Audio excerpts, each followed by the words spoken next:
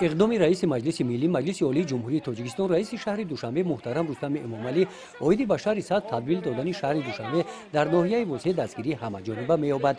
در پیروی به این اقدام وطنپرورانه در دهه به نام صدنوی شریف دهات گلستان با دستگیری اهل جماعتچگی آموزگاران تحت شعار دهه‌مان را سبز می‌گردانیم حشر نهالشینانی شروع گردید. حشرچیان کارهای سبزگردانی را از سن حولی مؤسسه تعلیمی شروع کردند. با مهنت آموزگاران و کارمندان قسم خواجگی در مؤسسه تحصیلات میانه عمومی رقم 37 زمین‌های کارم ثمرناک استفاده کرده شده در شفت آن درختان آرایشی و سوی افکن شنانیده شدند.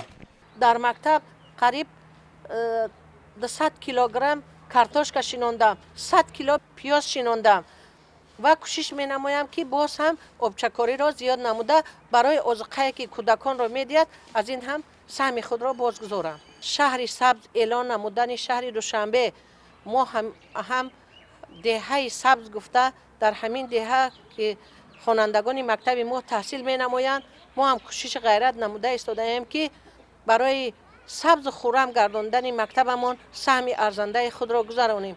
امروز ما قریب 200 بیخ نهال سرسبز خود را در دهه همین قشلاق شینانده به اتمام رساندیم که بگذار خوانندگان مکتب حس نمایند که وطندوستی چیست، خویشتن شناسی چیست، باید آنها دائما این را درک نمایند. سهم آموزگاران این مؤسسه تعلیمی در سبزگردانی درآمدگاه دهه که در شفت شهرهای دوشنبه کلاه واقع می باشد نظررس است. با دستگیری آموزگاران این مؤسسه تعلیمی در شفت این قطعه شهرها در این روز زیاده از 100 بیخ نهالهای آرایشی و سوی افکن شنانیده شدند.